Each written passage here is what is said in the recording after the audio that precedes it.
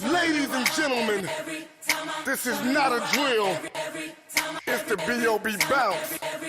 And it's about to get real. Let's go. It's about to get real. Let's go. It's about to get real. It's about to get. It's about to get real. All my blessed people. Report to the dance floor. All my blessed people. Report to the dance floor. All my blessed people. Report to the dance floor. I don't know it. Was you about to...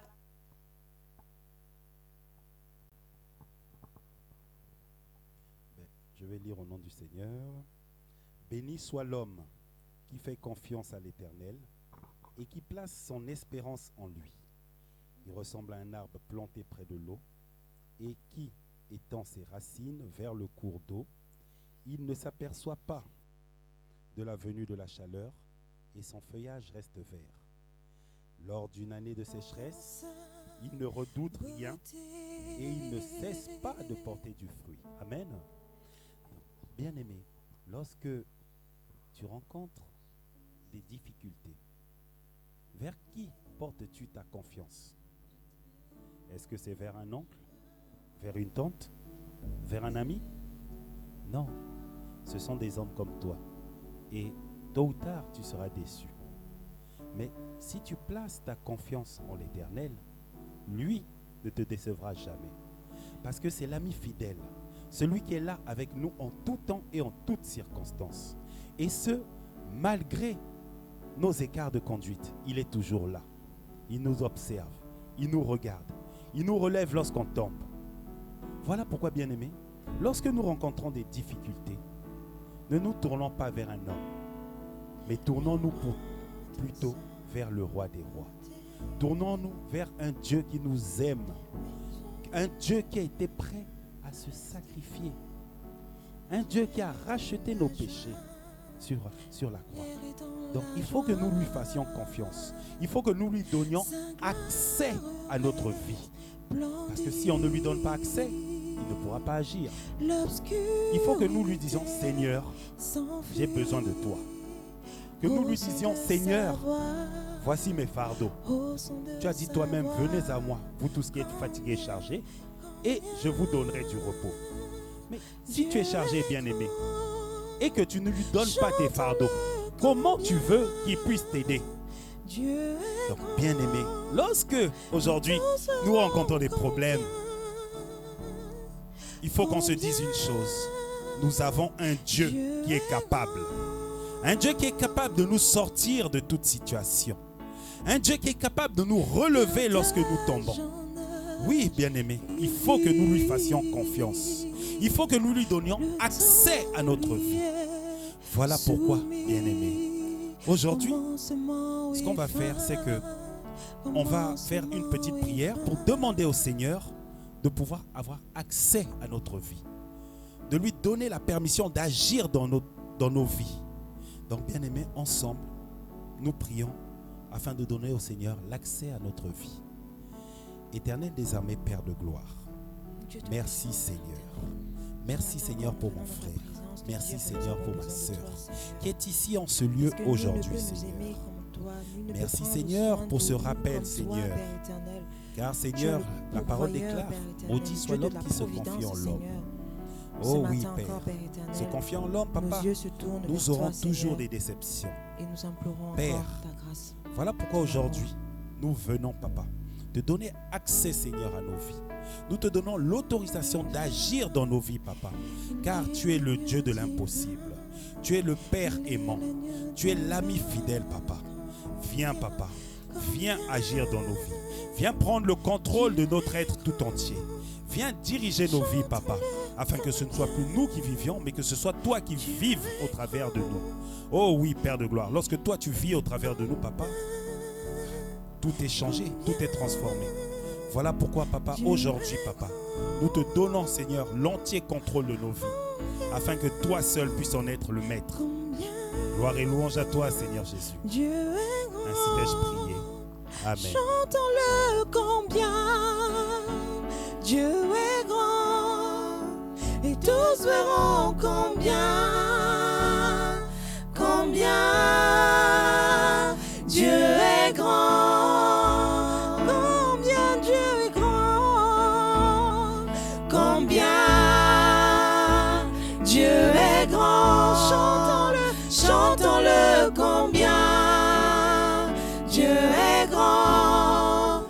tous verront combien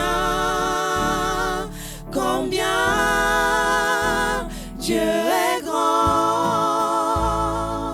Nous allons encore élever la voix vers notre roi des rois, Combien vers notre Seigneur des seigneurs, Dieu celui qui est règne au-dessus de tout nom, celui qui est assis sur son trône élevé. Nous allons lui dire, Seigneur, merci Dieu encore est pour cette nuit. Seigneur, merci Et pour le tous souffle verront de vie que tu as renouvelé en nous, Seigneur, ce matin. Combien Pour la vie de nos enfants, Seigneur. Dieu Merci est encore pour tout ce que grand. tu as accompli. Même pour tout ce que tu permets et celle que tu ne permets pas. À toi seul l'honneur et la gloire. À toi seul l'honneur et la puissance. À toi seul l'honneur, Père éternel. Merci Le encore pour tes temps œuvres. lui Nous est voulons encore te dire, Seigneur, que le temps t'est soumis, commencement Seigneur. et Tu es le fin. commencement et la fin. Le Dieu de Commencement et toute force. fin. Le Dieu de toute puissance. Celui qui est établi Céleste au-dessus de tout. Celui qui, Trinité. ô éternel, notre Dieu, notre roi, Père éternel, est de Dieu gloire en gloire et de majesté en majesté. Assis sur ton trône, Seigneur. Il est l'agneau divin. Honorer ton nom ce matin. Il est Nous voulons l'agneau encore glorifier ton nom, divin. Seigneur, ce matin en te disant Combien Dieu est grand. Chantons-le combien Dieu est grand. Et tous verront combien Dieu est grand. Combien Dieu est grand. Combien Dieu est grand. Chantons-le combien Dieu est grand. Et tous verront combien Dieu est grand. On va dire son nom est tout puissant. Merci Seigneur. Son nom est tout puissant, digne de louange, digne de louange. Oui, je chanterai combien Dieu est grand. Son nom est tout puissant, son nom est tout puissant,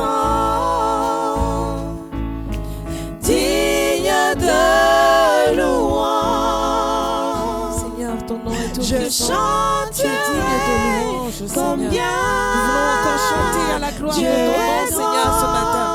Père, Son quel nom que est soit, tout Seigneur, Père éternel, notre Dieu, notre roi, les situations, Son Seigneur, nom quelles est que soient les tout situations qui nous accablent, nous savons que ton nom est une puissance, ton nom est une autorité, ton nom est une faveur, ton nom, Père éternel, oh Papa, n'a pas de limite, Seigneur. Oh oui, Seigneur, mon Dieu, mon roi, nous voulons encore te dire que ton nom, Seigneur, est une puissance pour celui qui croit, celui qui t'a accepté, Seigneur, celui qui marche en vérité avec toi. Seigneur, celui qui, Père éternel, est plus que déterminé à se rapprocher de toi, à t'honorer, à te glorifier, à élever ton règne, à élever ta gloire. Combien Dieu est grand. De tout mon être, alors s'élève un chant. Seigneur, nous venons encore t'honorer, Seigneur. Dieu Nous venons élever ton nom, Seigneur, ce matin. Élève le nom du roi des rois. Élève le nom du Seigneur des seigneurs. Élève son nom, quels que soient les quelques mots qui sortent de ta bouche. Dis, Seigneur, je te donne toute la gloire. Seigneur, je bénis ta sainteté. Seigneur, je bénis ton autorité. Je bénis ta gloire dans ma vie. Parce que, Seigneur, je sais que tu es là. Je sais que tu marches à nos côtés. Je sais que tu marches, Seigneur, Père éternel, avec nous. Et je sais que, Père éternel, quelles que soient les tribulations, quelles que soient les épreuves, quels que soient les combats, quels que soient, Seigneur, oh Père, les montagnes qui se dressent devant nous, Seigneur, mon être simplement veut encore t'honorer, Seigneur. De mon être veut sortir en chant, de mon être veut sortir en chant, Père éternel, pour t'honorer, te bénir, te célébrer, Papa. Reçois notre adoration ce matin. de tout mon être, de tout mon être, alors s'élève un chant. Dieu tout puissant. puissant, que tu es grand. Dieu tout-puissant, Dieu tout-puissant, que tu es grand. Béni soit ton nom. Dieu Tout-Puissant, nous venons te dire, Papa. Père, je n'ai jamais vu un Dieu comme toi, un Dieu incomparable. Je n'ai jamais vu, pense à la plus petite chose, à la plus petite chose insignifiante que tu as vue, où tu as vu la main de l'Éternel à l'œuvre, où tu as vu la puissance de Dieu se déployer dans ta vie.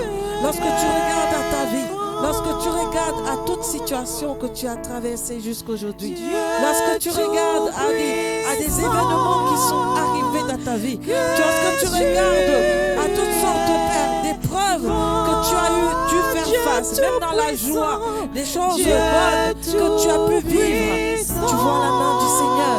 Et aujourd'hui, Seigneur, nous venons te dire que tu es grand, Seigneur, que tu es merveilleux, Seigneur, que tu es puissant. Merci encore pour ta miséricorde. Merci pour ta faveur. Merci encore, Père éternel, pour ton nom. Oh, Père éternel, merci, Seigneur, pour ta fidélité. Merci pour ta grandeur, éternel, notre Dieu. Car toi seul, élevons encore la voix ce matin. Élevons encore nos voix en signe de reconnaissance envers ce Dieu-là.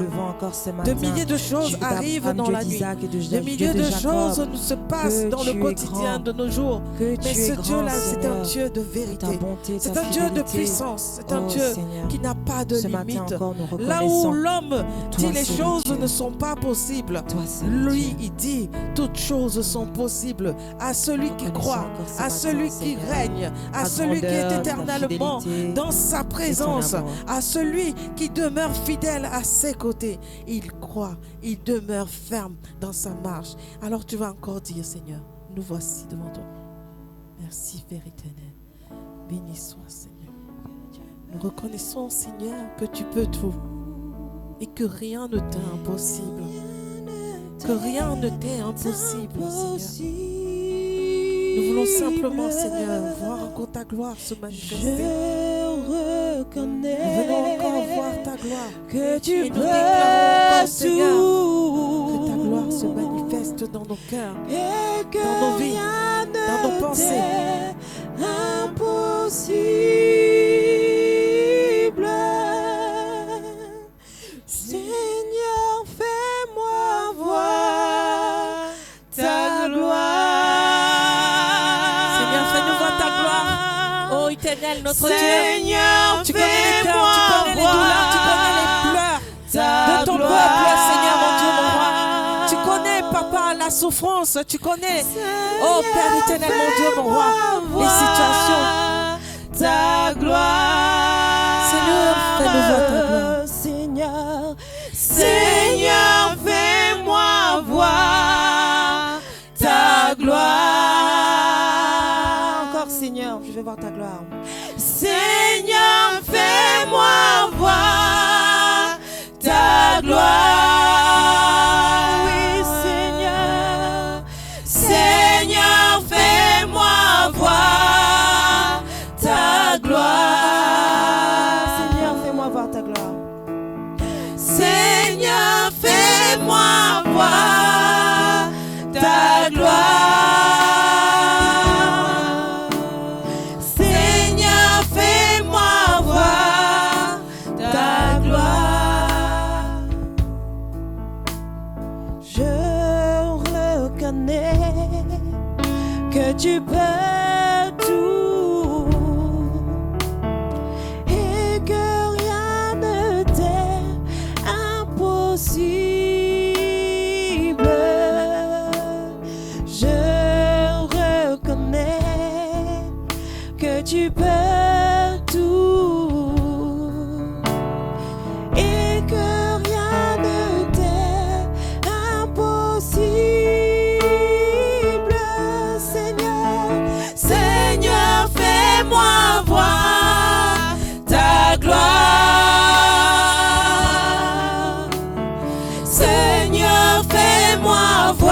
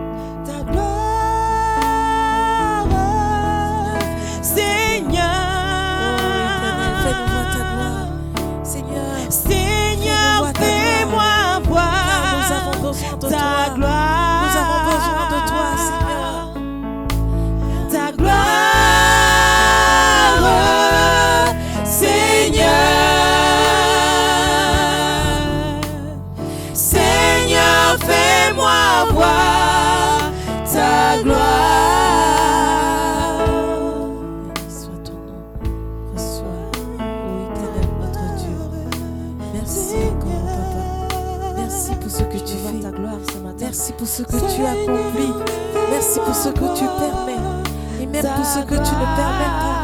Oh, Je veux voir ta éternel gloire ce Seigneur. matin, Seigneur. Merci encore pour ta gloire manifestée dans nos cœurs, dans nos vies.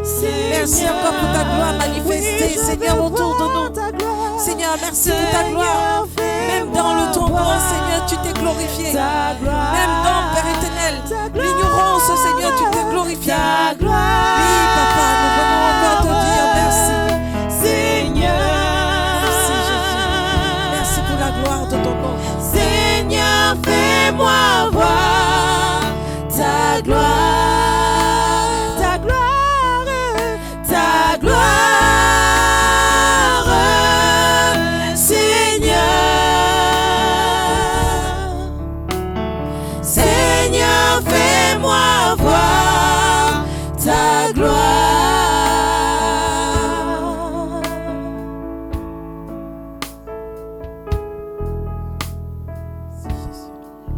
Merci encore, Papa.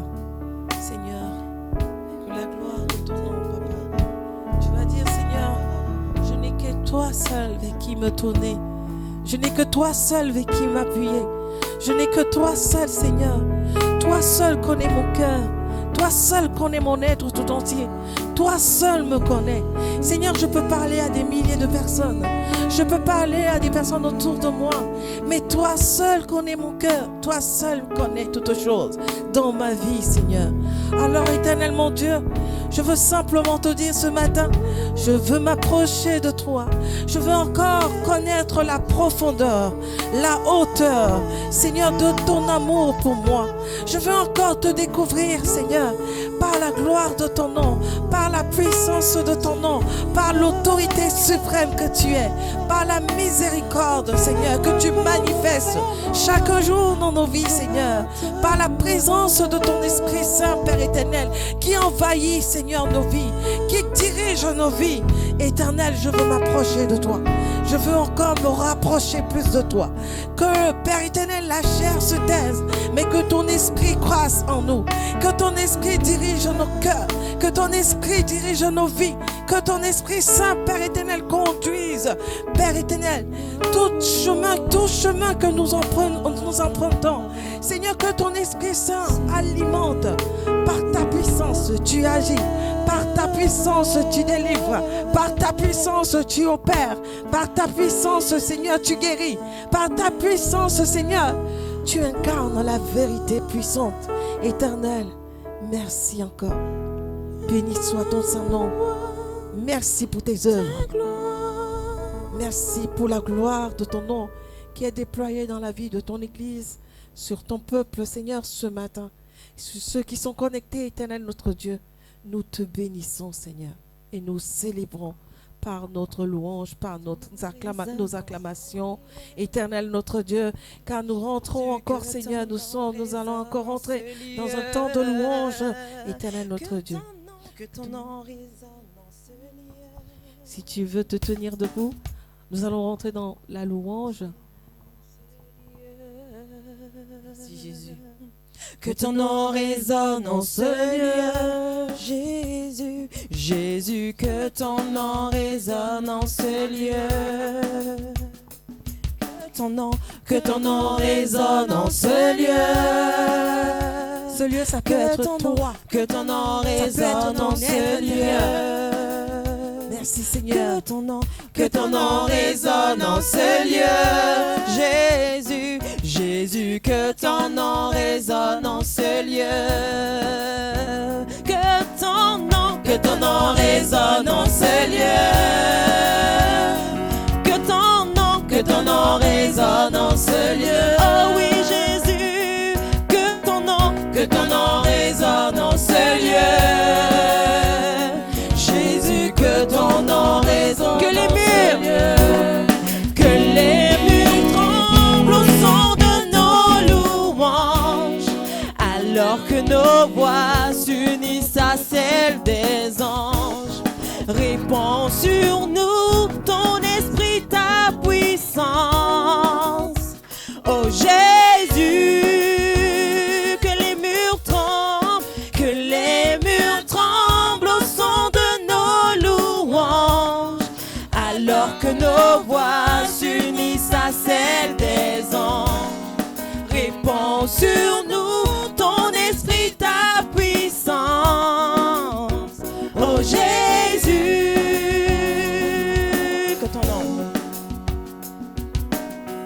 que ton nom résonne en ce lieu. Que ton nom résonne en ce lieu, Jésus, Jésus, que ton nom résonne en ce lieu. Oh oui, que ton nom résonne en ce lieu. Que ton nom résonne en ce lieu. Que ton nom résonne en ce lieu. Jésus, Jésus, que ton nom résonne en ce lieu. Que les murs tremblent au son de nos louanges, alors que nos voix s'unissent à celles des anges. Répands sur nous ton esprit, ta puissance. Oh Jésus, que les murs tremblent au son de nos louanges, alors que nos voix s'unissent à celles des anges. Répands sur nous ton esprit, ta puissance. Oh Jésus, Jésus, nous chantons ton nom en ce lieu. Oui, nous invoquons ton nom en ce lieu. Oui, nous te proclamons roi en ce lieu. Tu es Seigneur des seigneurs en ce lieu. Jésus, nous chantons ton nom en ce lieu. Oui, nous invoquons ton nom en ce lieu. Oui, nous te proclamons roi en ce lieu. Tu es Seigneur des seigneurs en ce lieu. Que les murs tremblent au son de nos louanges, alors que nos voix s'unissent à celles des anges. Répands sur nous ton esprit, ta puissance. Oh Jésus, que les murs tremblent au son de nos louanges, alors que nos voix s'unissent à celles des anges. Répands sur nous ton esprit, ta puissance. Oh Jésus.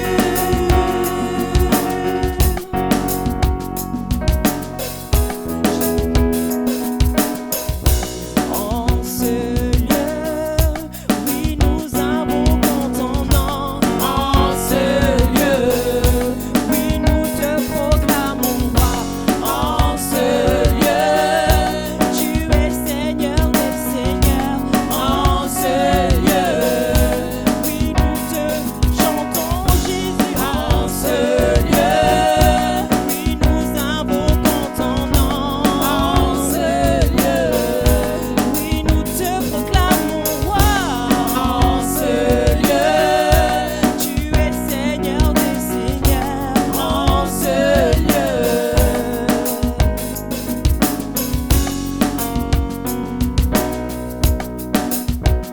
te chantons en ce lieu. En ce lieu, nous invoquons ton nom en ce lieu. Béni soit ton nom, toi qui règnes. Nous invoquons ton nom en ce lieu, éternel notre Dieu. Et nous chantons à la gloire de ton nom, de ton règne et de ta puissance. Père, reçois notre louange comme, Père éternel, signe d'adoration, d'élévation et de détermination, Papa.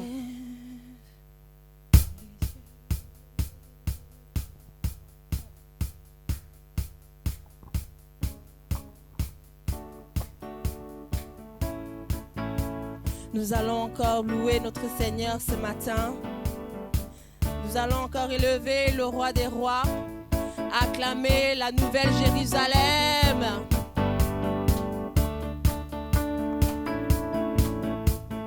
Oh, oh.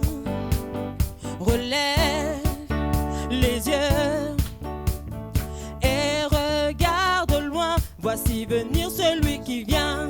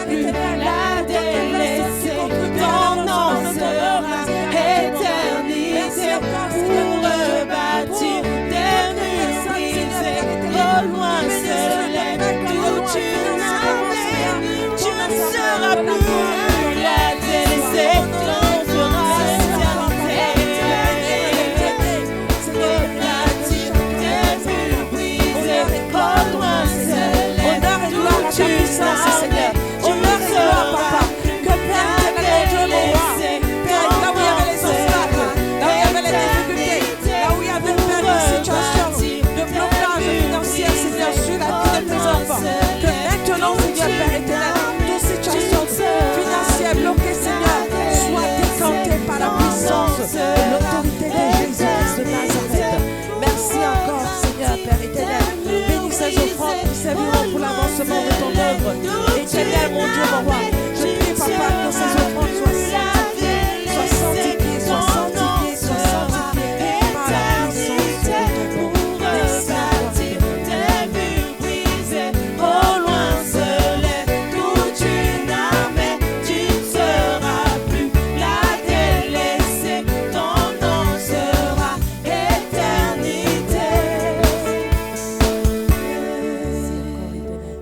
Merci Jésus. Père, que la gloire de ton nom soit honorée de tous. Merci Seigneur, nous allons passer à la parole. Nous allons passer à la parole, nous allons encore disposer le cœur à être réceptif à la parole que le Seigneur a nous pour ce matin. Éternel, notre Dieu, tu vas prier pour ton cœur, pour cette parole que tu vas recevoir, qu'elle vienne transformer ta vie, qu'elle vienne apporter du changement dans ta vie, que tu ne sortes pas, oui Seigneur, que nous ne sortons pas de ce lieu sans avoir reçu de ta part, sans avoir été régénéré, sans avoir été guéri par ta parole, sans avoir, Seigneur, reçu la réponse à une question, Seigneur, que nous nous posons dans notre intimité avec toi, sans savoir, Père éternel, oh Papa, que tu dises, que nous puissions dire, que tu puisses dire qui m'a touché, que nous soyons des hommes et des femmes qui impactent à travers ta parole, Seigneur, dans ce monde, au nom de Jésus. Merci pour ton serviteur, Père éternel, par qui tu vas nous parler ce matin. Que l'honneur et la gloire te reviennent, Saint-Esprit, libère la parole à travers sa bouche, Seigneur. Manifeste ta gloire, manifeste ta puissance, manifeste ton autorité, et que tous ceux qui sont connectés sur les réseaux sociaux, tous ceux qui entendront ce message, éternel mon Dieu, soient remplis de ta gloire, de ta puissance, de ton règne, de ton autorité, au précieux nom de notre Seigneur Jésus-Christ de Nazareth. Que cette parole fasse du bien à nos cœurs, que cette parole transforme nos vies, que cette parole guérisse nos âmes, que cette parole ouvre l'entendement de tout un chacun. Merveilleux Saint-Esprit de Dieu, ouvre l'entendement de tout un chacun. Merveilleux Saint-Esprit de Dieu, ouvre l'entendement de tout un chacun et opère à la dimension que tu as prévu d'opérer ce matin dans la vie de chacun de nous. Au nom puissant de Jésus, nous acclamons encore le Seigneur. Amen, amen, amen, amen, amen,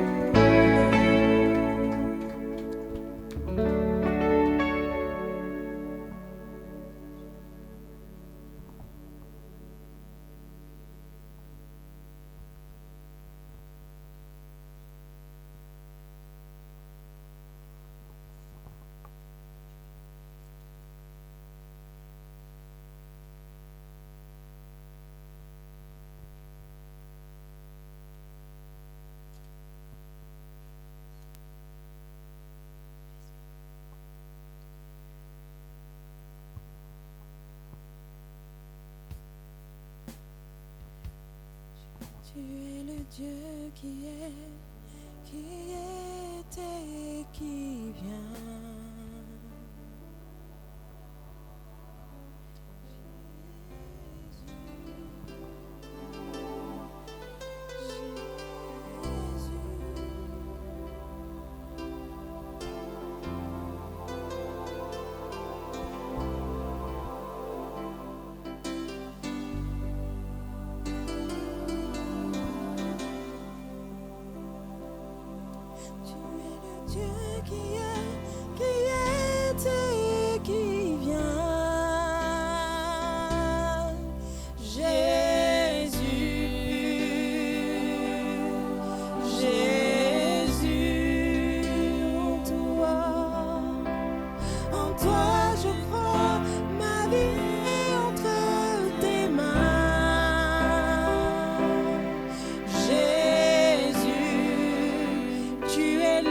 Dieu de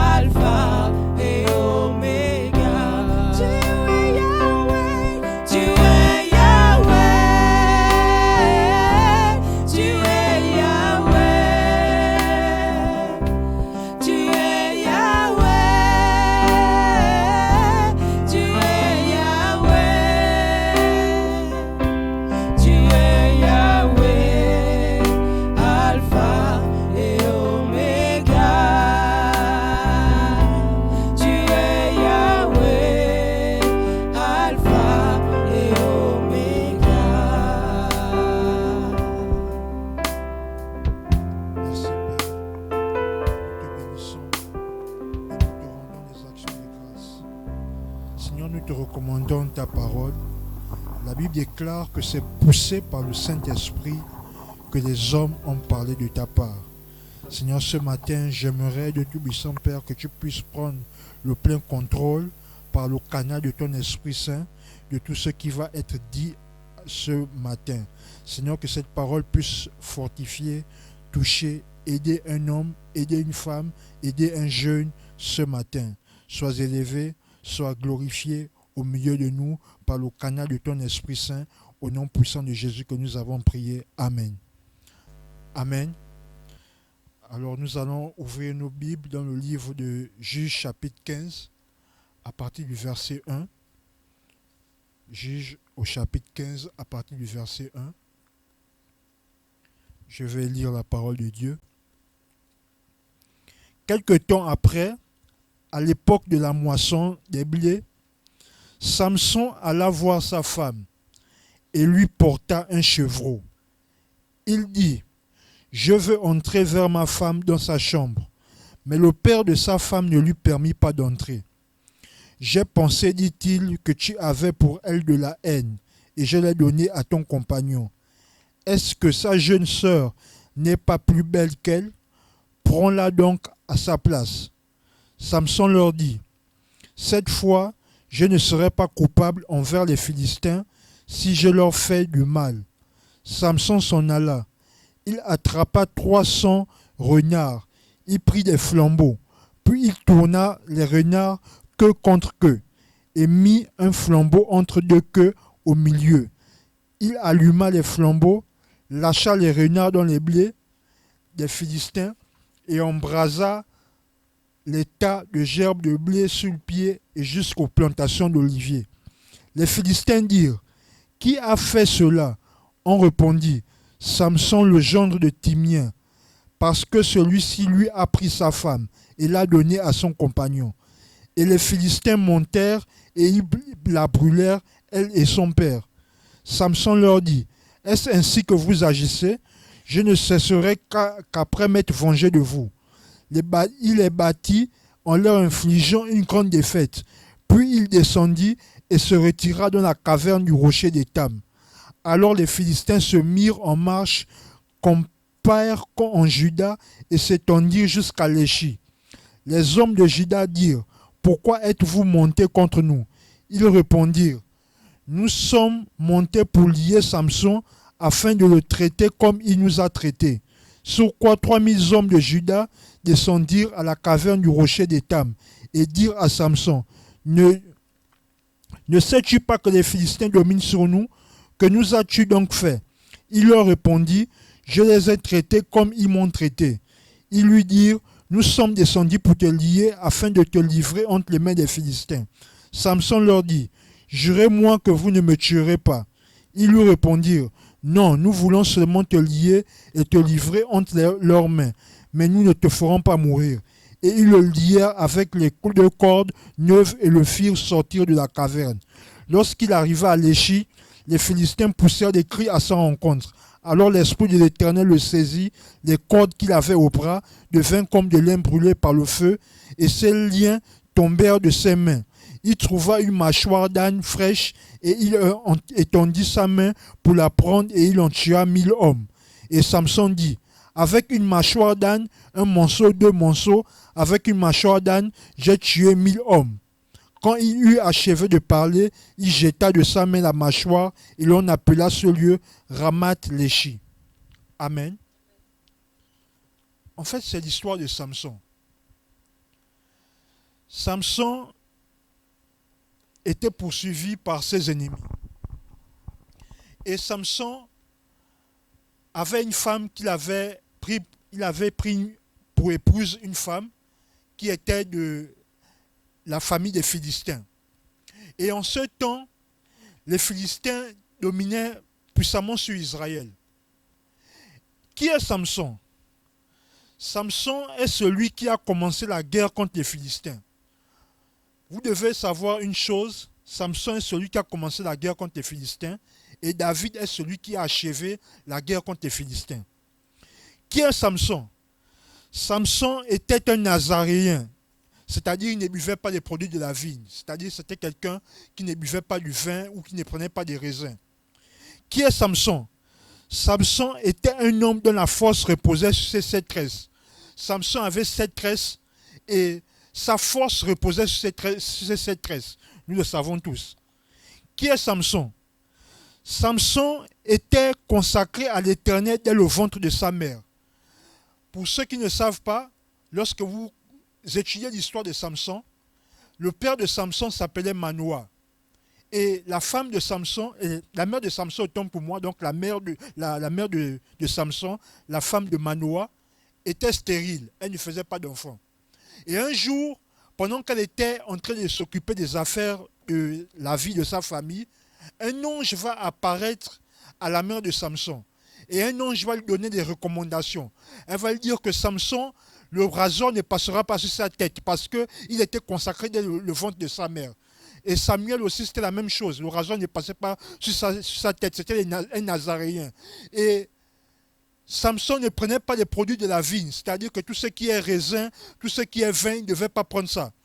Et la mère de Samson va aller voir Manoah, qui est son mari, et elle va rapporter l'histoire à Manoah de ce qui s'est passé, de la visite de l'homme de Dieu ou de l'ange qui est apparu dans la vie de la femme de Manoah. Et Manoah va faire une prière à l'Éternel. Et lorsqu'il va faire cette prière à l'Éternel, il va demander que l'homme qui est venu parler à sa femme puisse revenir pour parler encore. Et lorsque Manoah va faire cette prière à Dieu, la Bible dit que l'Éternel va exaucer la prière de Manoah. Et Manoah va apparaître, autant pour moi, l'ange va apparaître à Manoah pour parler à Manoah de ce qu'il devait faire concernant l'arrivée de l'enfant. Amen. Et qui sont les Philistins? Les Philistins, en ce temps, les Philistins dominaient sur Israël. Les Philistins ravageaient le peuple d'Israël en ce temps. Qui sont les Philistins? Les Philistins sont là pour que tu n'aies jamais la paix. Le rôle des Philistins, c'est que tu n'aies jamais la paix. Que tu connaisses la guerre. Que tu ne sois jamais en quiétude. Que tu ne puisses jamais jouir de la paix que Dieu te donne. Qui sont les Philistins? Les Philistins est un peuple qui opprimait Israël. Et qui sont les Philistins? Les Philistins imposèrent leur suprématie au peuple de Dieu, c'est-à-dire à Israël. Et quel est le but des Philistins? Le but des Philistins est que tu n'aies jamais la paix. Et il va se passer quelque chose au temps de Samson. Samson va tomber amoureuse d'une fille des Philistins. C'est-à-dire, en ce temps-là, les Philistins étaient pratiquement les ennemis d'Israël. Et Samson va aimer une fille des Philistins. Et lorsqu'il va aimer cette fille, il va demander la belle famille, c'est-à-dire la famille auquel appartenait cette fille. Le père va lui donner la fille en question. Et un jour, Samson va quitter Israël et il va aller dans le pays des Philistins parce qu'il voulait rencontrer cette fille. Et lorsqu'il va vouloir rencontrer cette fille, le père de la fille en question va donner la fille à un autre homme. Et Samson va se mettre en colère. La Bible dit qu'il va prendre des renards, 300 renards, il va les lier et il va les relâcher sur le champ des Philistins. Et lorsqu'il va les relâcher dans le champ des Philistins, les renards vont causer un grand dommage. Ils vont pratiquement ravager tout le produit des champs qui appartenaient aux Philistins. Et les Philistins vont mener leur enquête et ils vont se rendre compte que c'était Samson qui avait causé ces dommages. Amen. Et lorsqu'ils vont apprendre cela, ils vont chercher là où se trouve Samson. Et la Bible dit que Samson va aller se cacher dans un rocher qu'on appelle le rocher d'Étam. Et c'est là où je viens mon message. Le rocher d'Étam, pour Samson, c'était son refuge. Et nous, en tant qu'enfants de Dieu, le rocher d'Étam est pour nous la présence de Dieu. Et j'ai cherché la signification du rocher d'Étam. Et j'ai découvert que le rocher d'Étam signifie la mâchoire. La mâchoire, en français, est l'ensemble de deux structures opposables formant la bouche. Et Samson va aller se cacher dans son rocher pour fuir les Philistins. Et on ne peut parler du rocher d'Étam en un contexte de héros. Un héros est celui qui a et qui délivre son peuple de l'oppression de ses ennemis. Et au temps d'Israël à cette époque, il y avait des juges. Les juges étaient pratiquement comme des héros. C'est-à-dire que lorsque Israël abandonnait la voie de l'Éternel Dieu, Dieu suscitait un juge ou un héros pour le sauver de son peuple. Et la Bible dit qu'au temps de Samson, les Philistins avaient dominé pendant 40 ans sur Israël. Et ils étaient tellement opprimés par Israël que la Bible dit même que les hommes de Juda vont aller chercher Samson dans le rocher d'Étam. Et les hommes de Juda vont dire à Samson, tu ne sais pas que les Philistins dominent sur nous. Et Samson va dire, ne me tuez pas, livrez-moi tout simplement aux mains des Philistins. Au temps de Samson, Israël était malmené par les Philistins. Juge chapitre 15 à partir du verset 11. Et chacun de nous, nous sommes confrontés à une situation. Et par rapport à cette situation, par rapport au problème ou à la difficulté que tu traverses, Dieu veut faire sortir de toi le héros qui sommeille en toi. Et lorsque Samson était dans le rocher d'Étam, lorsque le rocher d'Étam était pour lui comme un refuge où il fouillait ses ennemis. Et le rocher d'Étam est pour nous le refuge. La Bible dit dans Proverbe chapitre 18 à partir du verset 10, le nom de l'Éternel est une tour forte, le juste s'y réfugie et se trouve en sûreté.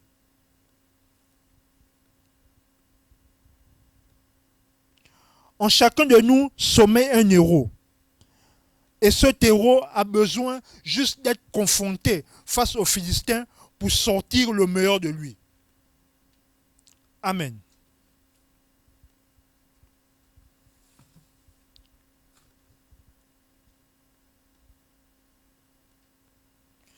C'est quoi un héros? Un héros est téméraire.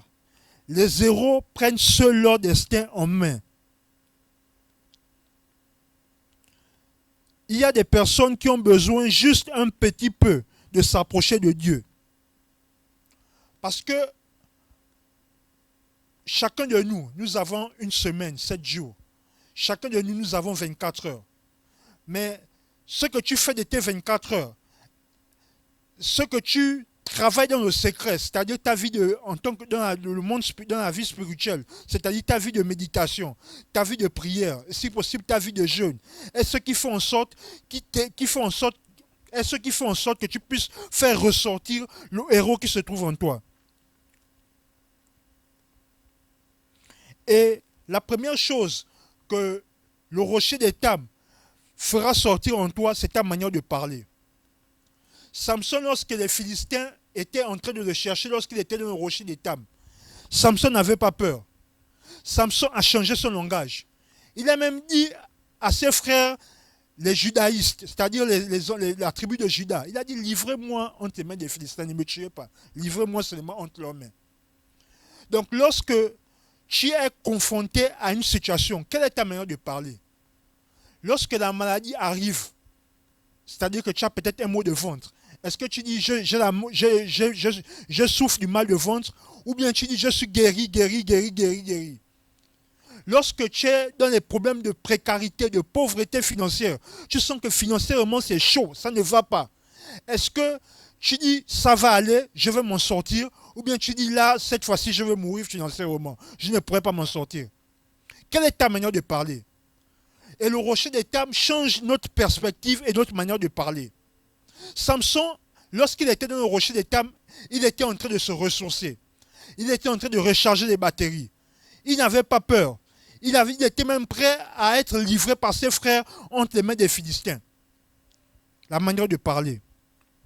Et ce qui est encore même plus alarmant, c'est que parmi nous, Il y a même des gens qui ne vont même pas à l'église, qui ne croient même pas en Dieu, mais qui ont même plus de foi que des chrétiens. Est-ce que vous savez ça? Il y a des gens qui ne connaissent même pas, ils connaissent la parole de Dieu, ils ne connaissent pas. La Bible, ils ne connaissent pas. Mais quand tu entends son langage, quand tu entends la manière dont il parle, il a même plus de foi que quelqu'un qui ouvre la Bible, qui vient à l'église le dimanche, qui s'assoit, qui crie Alléluia, Amen. Amen. Quelle est ta manière de parler? Quelle est ta perception des choses lorsque tu es dans la difficulté, lorsque tu es dans les problèmes? Comment tu parles? C'est très important. Lorsque nous fuyons les ennemis, lorsque nous cachons nos rochers d'étable, prenons l'attitude de Samson. Comment tu parles? Est-ce que tu es prêt à être livré par tes ennemis? Ou bien tu dis c'est chaud, je ne pourrais pas m'en sortir. La première chose que le rocher d'étable nous apprend, lorsque nous faisons de Dieu notre refuge, c'est notre conception et notre manière de parler. La deuxième chose que le rocher d'étable t'apprend, c'est à demeurer en Dieu et à compter sur Dieu. Personnellement, on gagnera à rester longtemps avec Dieu.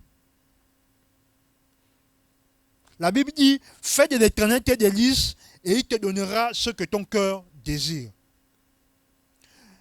La deuxième chose que le rocher d'étable nous apprend, c'est à compter sur Dieu, avoir la foi personnelle. Et je disais souvent que la foi personnelle est différente de la foi collective. Et elle fait la différence dans bien des domaines. La foi personnelle. La Bible dit que Sarah elle-même, malgré son âge avancé, fut rendue capable. Sarah elle-même, dans Hébreux chapitre 11 à partir du verset 6, Sarah elle-même, malgré son âge avancé, fut rendue capable. Donc la foi personnelle. Sarah a développé ce qu'on appelle la foi personnelle. Le rocher d'étable t'apprend à demeurer en Dieu et à compter sur Dieu. Samson, lorsqu'il fuyait les Philistins, il s'est caché dans le rocher d'étable et il ne comptait que sur Dieu. Le rocher d'étable était pour lui comme un refuge où il devait compter sur Dieu. Parce qu'il savait que dehors, il y avait des gens qui voulaient sa tête. Et pire encore, le peuple de Juda, c'est-à-dire ses frères, le peuple d'Israël, s'était ligué avec les Philistins pour livrer Samson. Donc Samson devait compter sur Dieu. Il y a des épreuves qui arrivent dans la vie. Il y a des difficultés qui arrivent dans la vie où nous sommes obligés de compter sur Dieu. Nous n'avons pas d'autre choix. Amen. Tu regardes à gauche, il n'y a personne. Tu regardes à droite, il n'y a personne. Tu regardes devant, derrière, en haut, en bas, il n'y a personne. Tu es seul face à ta destinée. Tu es seul comme un joueur de pénalty qui doit tirer son pénalty et toute la nation le regarde. Amen. Et tu sais que si tu tires à côté, on est capable de brûler ta maison au pays. Amen. Ou on est capable de se prendre à ton père ou à ta mère que tu as laissé. Et les rochers d'étable, c'est comme ça. Amen. Je me rappelle encore lorsque j'étais au rocher d'étable. Amen. J'ai dormi dans ma voiture. J'avais fait 4 jours, je dormais dans la voiture. Je regarde à gauche, je suis dans un pays étranger. Je ne connais personne en France. Pas de frères. Je ne peux pas appeler mes frères qui sont à Paris parce qu'ils vont s'alarmer. Je ne peux pas appeler mon père ou ma mère qui est au pays. Je suis seul dans la voiture. Je ne peux que compter que sur Dieu. Prier maintenant. C'est là où tu pries le nombre d'heures que tu n'as jamais fait. Si tu priais 30 minutes par jour, tu es obligé de prier 16 heures de temps par jour pour que la situation se décompte. Amen. Tu es là, tu dois compter sur Dieu. Tu es obligé de compter sur Dieu. Il y a des situations qui arrivent. Lorsqu'on prêche, lorsqu'on parle, tu ne réalises pas trop. Mais lorsque ça t'arrive, amen. Lorsque tu regardes à gauche, tu regardes à droite, tu ne sais pas à quel sens te vouer. Tu ne sais pas. Imaginez Samson, un instant. Tu as des ennemis qui t'attendent dehors. Et tu es seul dans un rocher. Qu'est-ce que tu peux dire à Dieu en ce temps-là? Si ce n'est que Seigneur, aide-moi. Seigneur, viens à mon secours. Tu es obligé de développer une foi personnelle. Tu es obligé de prier. Parce qu'il y a des situations où tu arrives, tu es obligé. C'est-à-dire que Dieu a créé les circonstances pour que tu sois obligé d'être face à face avec Dieu. Amen. Et Samson a prié son Dieu. Et nous connaissons la suite.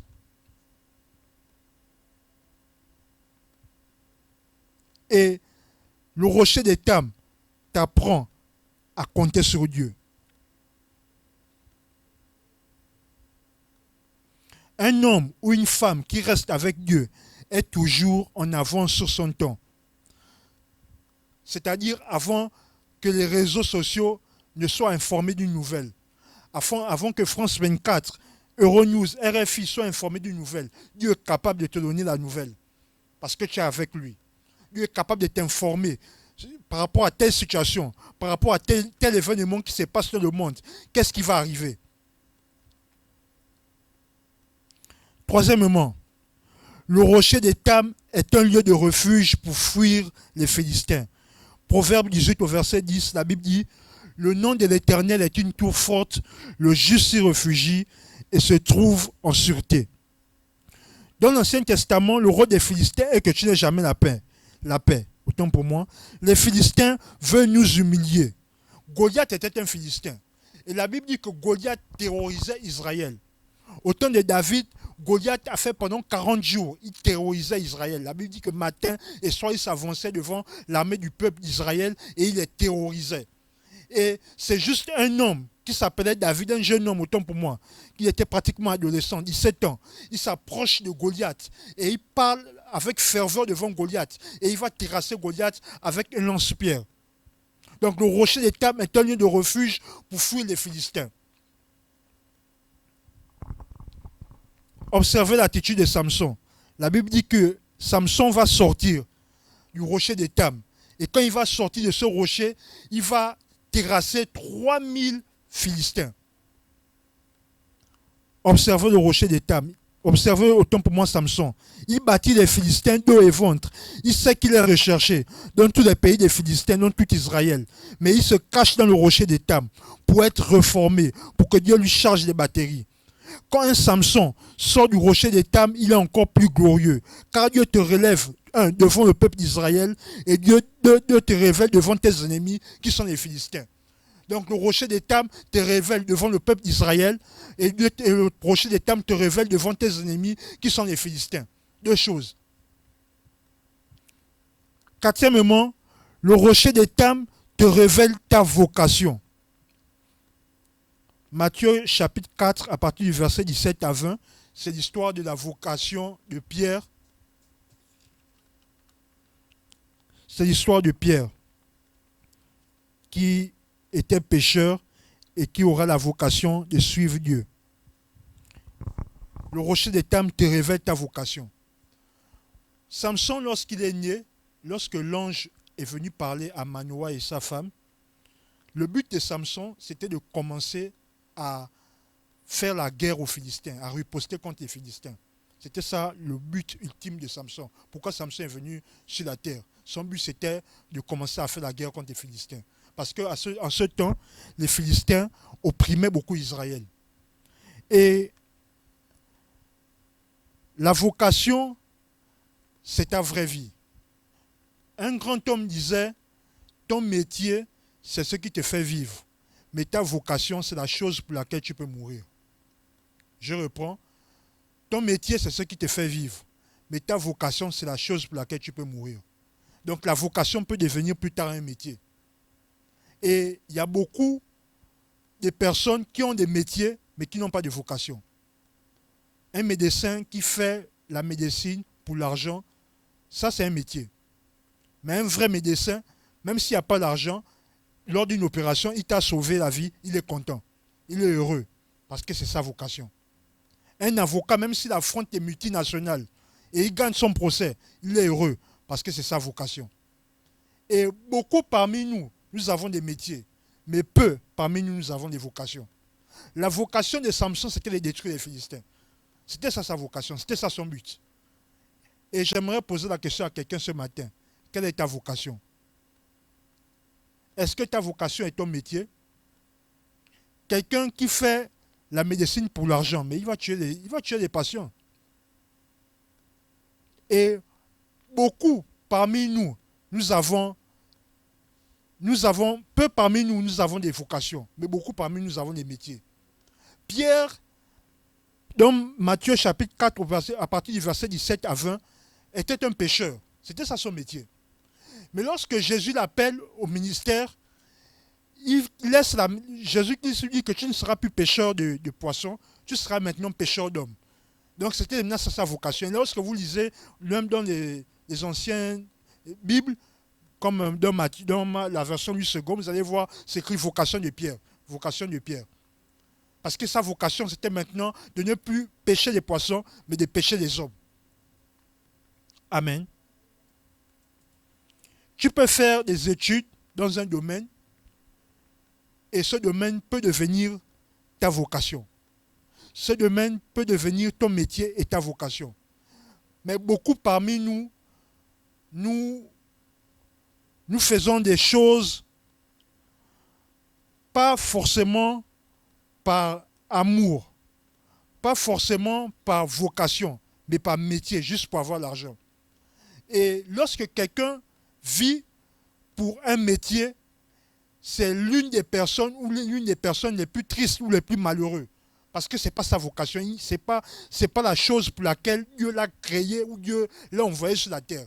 Samson a été envoyé sur la terre, prédit par un ange, pour délivrer les Philistins. Donc ça, la joie, ta joie véritable se reflète lorsque tu fais ce pourquoi Dieu t'a appelé sur la terre. C'est ce qui fait en sorte ta joie véritable. Chez nous, il y a un footballeur qu'on appelle Aubameyang chez nous. Lui, quand il était petit, il avait 5 ans, son père l'a amené à l'école de foot. Et il raconte même dans son histoire qu'il voyait les autres partir à l'école, mais lui, il partait à l'école de foot, il ne prenait pas le même chemin que lui. Parce que c'était sa vocation. Et aujourd'hui, il est heureux quand il marque les buts. Amen. Quel est ton métier? Est-ce que ton métier, c'est ta vocation? Ta vocation, il disait, ton métier, c'est ce qui te fait vivre. Ta vocation, c'est la chose pour laquelle tu peux mourir. Est-ce que tu peux mourir pour ta vocation? Si le gouvernement français dit, bon, tous les pasteurs, valider les mariages homosexuels, est-ce que tu es prêt à aller en prison pour ça? Tu es prêt pour mourir pour ça? Ou bien tu vas fermer l'église? Amen. Est-ce que tu es prêt à mourir pour ça? Tu es prêt pour mourir pour tes convictions? Ta vocation, c'est comme vous voyez les hommes politiques, c'est sa conviction. C'est une conviction personnelle. Vous voyez les gens comme les Mandela, ils ont fait 28 ans en prison parce qu'il était convaincu de ce qu'il était dans le droit chemin. La vocation, c'est-à-dire que même si tu es seul, tu es Élie, face à 850 prophètes de Baal et d'Astarté, tu es prêt à t'opposer à eux. Parce que tu crois que Dieu vraiment est avec toi. C'est ça la vocation. Et il y a beaucoup de métiers dans le monde. Et voilà pourquoi il y a beaucoup de gens qui sont malheureux, qui sont tristes. Parce que la vocation, même si on ne te paye pas, tu es heureux. Amen. Quel est ton métier? Quelle est ta vocation? Quelle est la chose pour laquelle tu es prêt à laisser les plumes, à laisser ta vie? Amen. Et il y a beaucoup dans ce monde-là, beaucoup de gens qui font des métiers, mais peu de vocations. Même à l'hôpital, beaucoup de médecins c'est juste l'argent. Ils travaillent pour l'argent. Les avocats, c'est l'argent. Nous avons beaucoup de gens qui font des choses pour l'argent. Ils sont prêts à tout pour l'argent. S'il n'y a pas l'argent, ils ne travaillent pas. Mais rares sont les personnes qui ont des vocations. Rappelez-vous, ton métier te fait vivre. Ta vocation, tu peux mourir pour ça.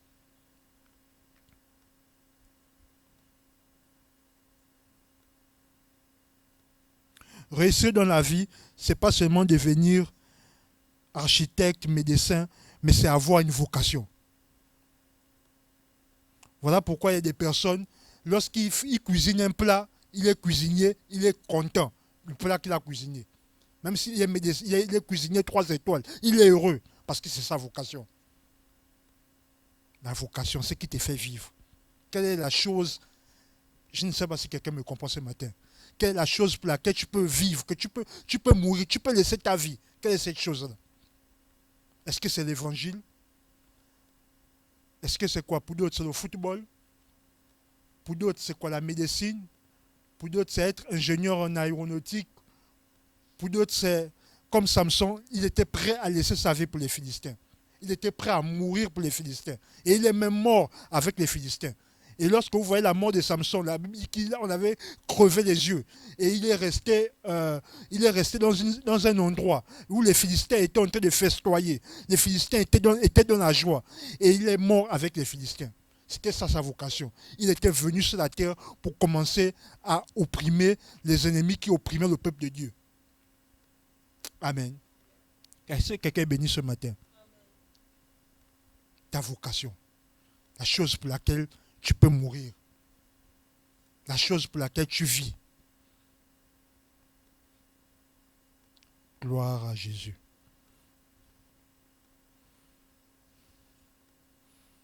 Qu'on ait des hommes, même des hommes politiques, qui font la politique par vocation, qui ne font pas la politique pour l'argent, qui ne font pas des choses pour juste parce que ils voient leurs intérêts, mais qui font des choses par vocation. La vocation. Samson avait sa vocation. C'était de détruire tout le peuple d'Israël, le peuple des Philistins. C'était ça sa vocation. Amen. Okay. Je vais chuter par là.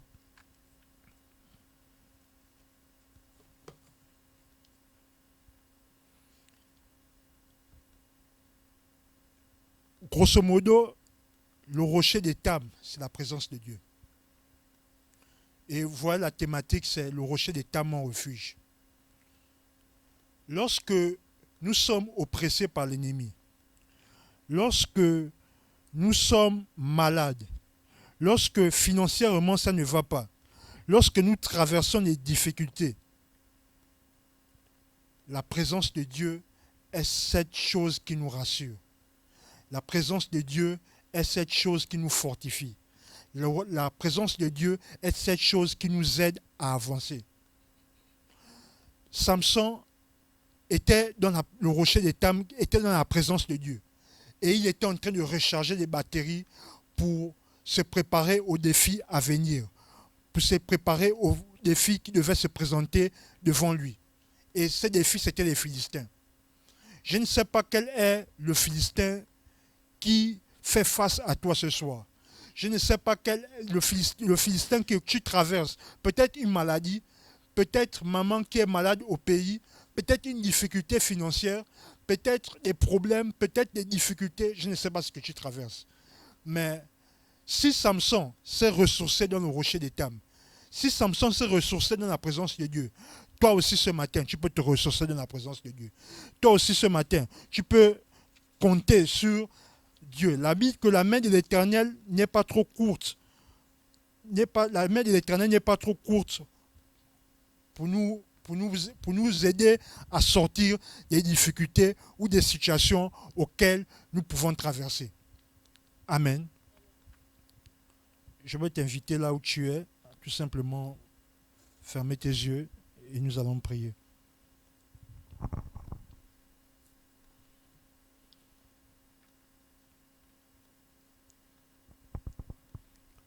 Seigneur, nous te bénissons et nous te rendons des actions de grâce.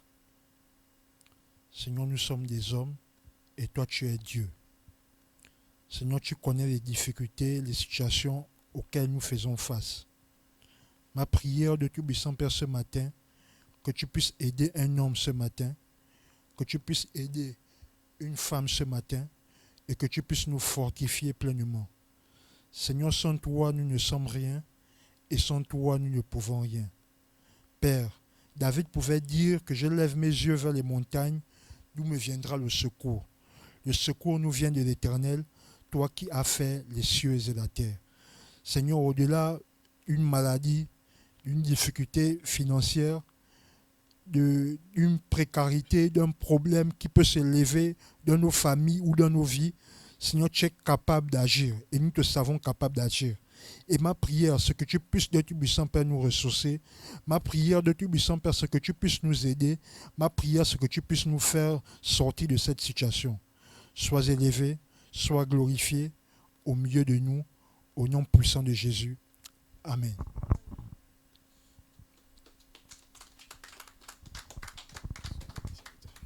Amen. Gloire à Dieu. Vous allez bien? Amen. Ça fait plaisir de vous voir. Vous êtes tous beaux et belles comme ça. Bon, ça a piqué un peu le réveil ce matin, non? Amen. Est-ce que tu peux juste, par rapport au message du frère, je veux juste vous lire un passage dans Jean 21. Et puis on va passer aux annonces. Après qu'ils eurent mangé, Jésus dit à Simon-Pierre, « Simon, fils de Jonas, m'aimes-tu plus que tu ne m'aimes plus que ne m'aime ceci ?» Il lui répondit, « Oui, Seigneur, tu sais que je t'aime. » Jésus lui dit, paie mes agneaux. Au verset 16. Il lui dit une seconde fois, Simon, fils de Jonas, m'aimes-tu? Pierre lui répondit, oui, Seigneur, tu sais que je t'aime. Jésus lui dit, paie mes brebis. Verset 17. Il lui dit pour la troisième fois, Simon, fils de Jonas, m'aimes-tu? Pierre fut attristé de ce qu'il lui avait dit pour la troisième fois, m'aimes-tu?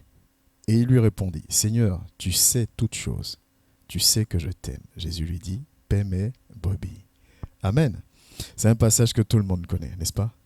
Le frère a posé la question, quelle est notre vocation? Alléluia. Moi, je veux juste apporter un petit élément de réponse personnelle. Ce serait bien que notre vocation soit la parole de Dieu, l'œuvre de Dieu. Amen. Vous voyez, quand je regarde en face de moi, je vois des hommes et des femmes super beaux, super belles, très intelligents par-dessus tout, parce que l'intelligence est très important. Amen. Qui ont pris leur temps pour être là ce matin. Rentabilise ton sacrifice d'obéissance. Amen.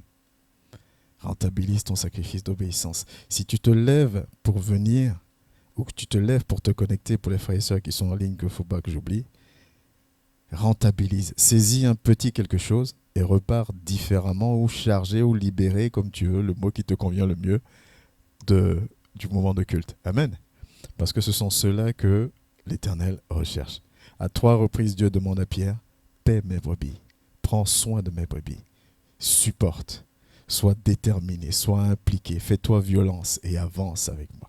Amen. Alléluia. Sois béni, serviteur. Merci pour le message. Que Dieu te bénisse encore et que le nom de l'Éternel soit encore et encore glorifié. Nous allons passer aux annonces. Et les annonces, je vais passer rapidement sur les annonces, les dates qu'on connaît déjà. Donc on sait que tous les dimanches, on se retrouve ici, mais je vais revenir sur les dimanches puisque les horaires ont changé. Donc